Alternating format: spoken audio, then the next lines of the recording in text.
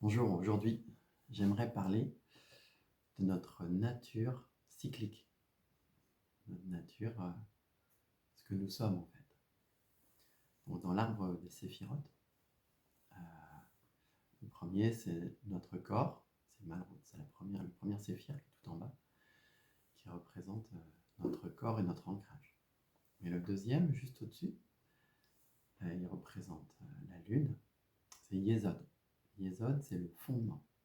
Le fondement, c'est-à-dire c'est ce que nous sommes vraiment, ce que nous sommes. C'est ce que nous sommes en plus. C'est non seulement ce corps, mais c'est aussi justement notre nature cyclique. En quoi avons-nous une nature cyclique? Et c'est à mon sens, cette nature cyclique, c'est ce qui nous permet, à travers les hauts et les bas, d'explorer nos capacités, d'explorer nos différents états, pour comprendre que dans certains états, il y a des choses qui nous affectent, et dans d'autres qui ne nous affectent pas. Et c'est justement cette cyclicité, ce cycle-là, qui va nous bousculer un petit peu et nous faire sortir de nos habitudes, qui va nous faire sortir de notre confort pour aller explorer des nouvelles capacités, pour aller explorer qui nous sommes en fait, pour trouver nos propres ressources. Donc, ce qui est intéressant là-dedans, c'est de imaginer qu'on est sur un surfeur, qu'on est sur la mer. Et tout l'art va être apprendre à gérer ces cycles, ces vagues qui arrivent, apprendre à surfer dessus, mais apprendre à l'apprendre au bon moment. Tout l'intérêt des cycles, c'est de les comprendre pour les utiliser au mieux.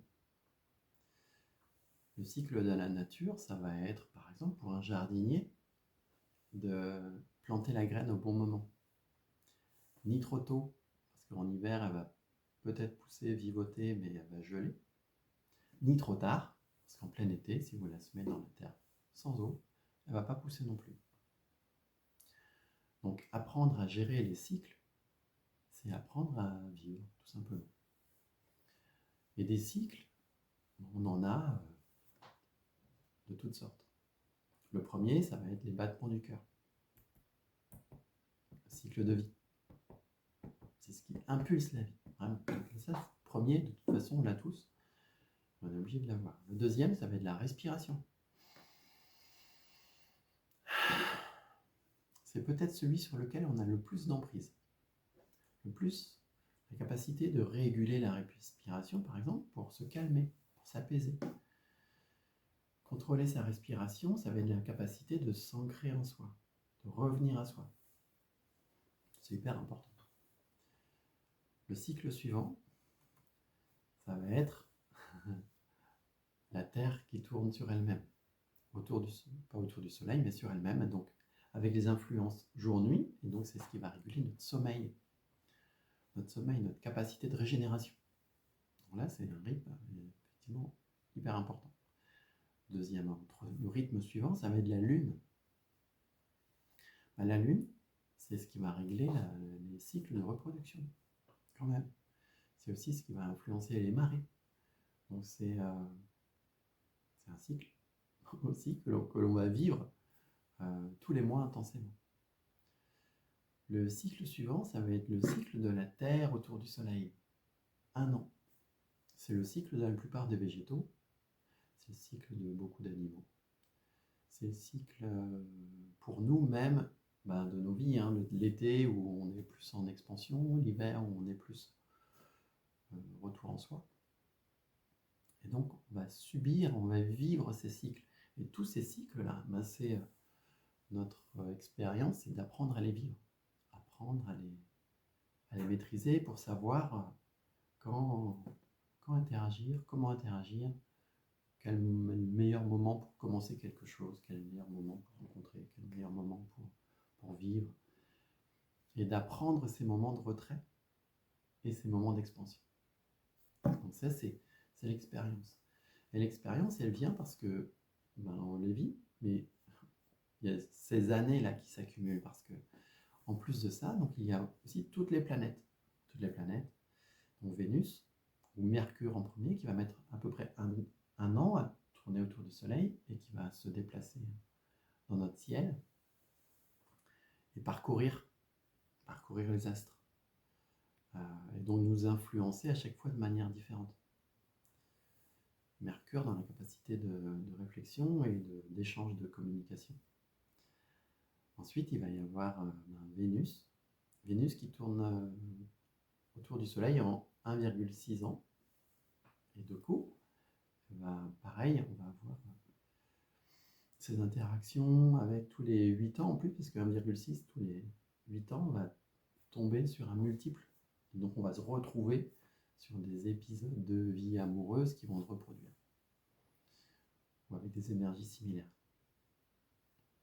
Et du coup, si c'est 8 ans, au bout de 8 ans, on va avoir vécu quelque chose, mais au bout de 16, une autre, et au bout de 24, on va commencer à expérimenter ces cycles. On va avoir de plus en plus de recul sur les cycles, et donc c'est le fait d'en avoir vécu plusieurs, on va être capable de surfer dessus. Mars, ça va être tous les 2,5 ans. Jupiter, tous les 12 ans. Saturne, tous les 28 ans. Uranus, tous les 84 ans. Neptune, tous les 164 ans. Pluton, 248 ans. Et il y en a une que j'aime en particulier, c'est Chiron. Chiron, c'est la planète de la guérison. Ça veut dire que tous les 50 ans, on va être amené à rejouer le même cycle ou alors à le transformer, puisqu'on a l'expérience, on l'a déjà vécu une fois. Moi, j'aimais bien l'apprentissage, dans le mode d'apprentissage, c'est d'être d'abord dans l'observation, et une fois qu'on a vu comment ça se passe, de rentrer dans le bain. Comme à cette planète-là, Chiron, pour moi, c'est un peu comme si on pouvait vivre nos expériences, et qu'à partir de 50 ans, il y avait une sorte de recul qui s'offrait à nous. Ouais. Donc c'est la cyclicité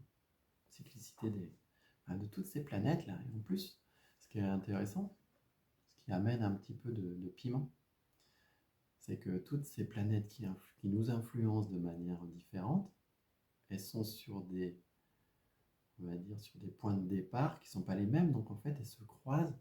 Donc toutes ces vagues-là, ce sont des vagues qui se superposent.